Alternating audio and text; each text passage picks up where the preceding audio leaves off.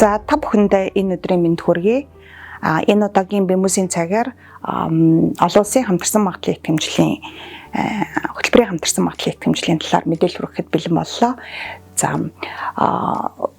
боловсролын ерөнхий хуулийн 17-14 засны дагуу боловсролын магадлалын итгэмжлэх үндэсний зөвлөл нь гадаадын магадлалын итгэмжлийн байгууллагуудтай хамтарсан магадлалын итгэмжлэл явуулж эхлэв байна.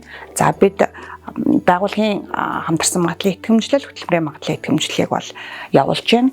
Энэ хүрээнд ер нь хөтөлбөрийн магадлалын итгэмжлэлийн хүрээнд Европын бүсийн магадлалын итгэмжлэлийн байгууллагууд, Америкийн бүсийн магадлалын итгэмжлэлийн байгууллагууд, Азийн бүсийн магадлалын итгэмжлэлийн байгууллагуудтай хамтарсан магадлалын итгэмжлэл хийх хамтын ажиллагааны санамж жижиг гэрээ байгуулад ажиллаж байна. Энэ хүрээнд бид эхний хүсэлтүүдийг Монгол улсын дээд боловсролын байгууллагуудаас хүлээн авсан.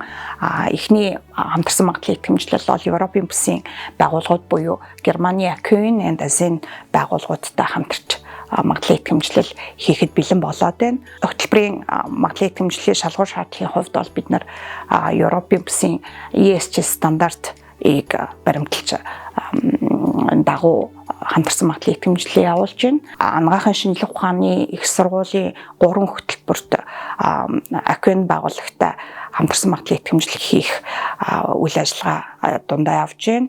Бид өөрийн үнэлгээний тайланг ESG стандартын дагуу бэлдсэн өөрийн үнэлгээний тайланг хүлээн авсан.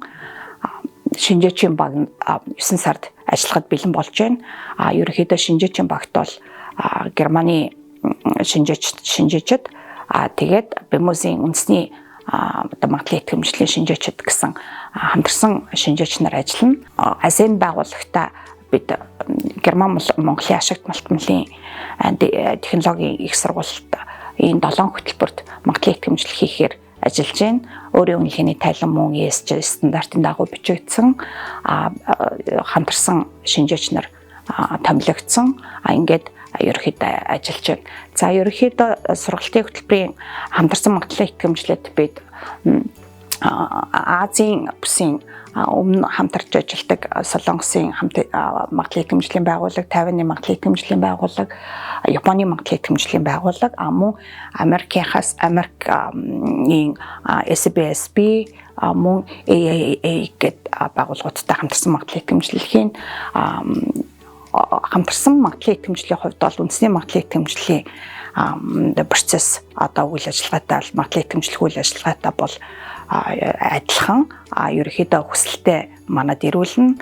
Манайх хүслийн дагуу гадны магадлалын итгэмжлэлийн байгууллагуудтай холбогдно. Хүсэлтийг хүлээн аваад өөрийн үнэлгээний тайлан бичих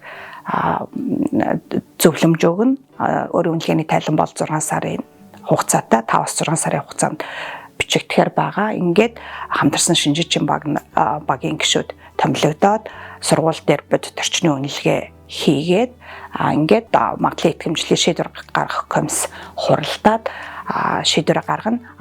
Магадлалын итгэмжлэлийн хугацааны хувьд бол гадны магадлалын итгэмжлэлийн байгууллага ямар хугацаатай байна. Тэр хугацааны дагуу магадлалын итгэмжлэлийн гэрчлэгээ олгогдно. Гэхдээ 6 жил байж болно, эсвэл нөхцөлтэй магадлал байж болно, болцолтой байж болно, эсвэл магадлалын итгэмжлэлийг хойшлуулах, 1 жилээр магадлах гэх мэтлийн ямар магадлалын итгэмжлэлийн шийдвэр гаргадаг байгууллага байна вэ гэдгээс хамаарат бид боловсролын магадлалын итгэмжлэх үндэсний зөвлөл, гадны байгууллага, ингээд сургуультай хамтарсан гэрээ гурвалсан гэрээ байгуулна, мөн тусгай гэрээ байгуулж магадлалын итгэмжлэлийн процесс, шинжээж мэргэжлийн зөвлөл, шийдвэр гаргах процесс гэх мэтлэн зөвлөд дээр ерөнхийдөө ямар байгууллагатай хамтарч байна вэ гэдгээс шалтгаалаад тусгай гэрээ байгуулагдаж явна. За энэ удаагийн Бэмүсийн цагаар мэдээлэл хүргэж байгаа нэг зорилго нь бол сургалтын дээд боловсролын байгууллагуудад Бэмүс дээр хамтарсан магадлалын итгэмжлэлийн хүсэлт бид авч байна. Ерөнхийдөө энэ гадны магадлалын итгэмжлэлийн байгууллагад хөтөлбөрийн магадлалын итгэмжлүүлэх хүсэлтэй бол манай дээр хүсэлтээ ирүүлж болно, зөвлөгөө авч болно. Ингээд ажиллахад бэлэн байгаагаа илэрхийлмээр байна. Нөгөөтэйгүр бид хамтарсан магадлалын итгэмжлэлийн үйл явцал гэрээний дагуу хийгдээд эхнээсээ явж байгаа учраас бусад өмнө нь гадаадын магадлалын итгэмжлэлийн байгууллагуудад төсөлт хүсэлтэд гаргасан байгууллагууд манайда бас ирж уулзах зөвлөгөө авах шаардлагатай байгааг бас хэлмээр байна. Яг тэгэхээр жишээлбэл Азийн их сургууль дээр Азийн магадлал итгэмжлэлийн байгууллагууд дээр манай одоо улсын хэд хэдэн байгууллагын хөтөлбөрийн магадлал итгэмжлэл хийлгэх хүсэлтэд явуулсан гэрээ хийгдсэн 21, 22, 23 оны ийм хөтөлбөрүүд байгаа.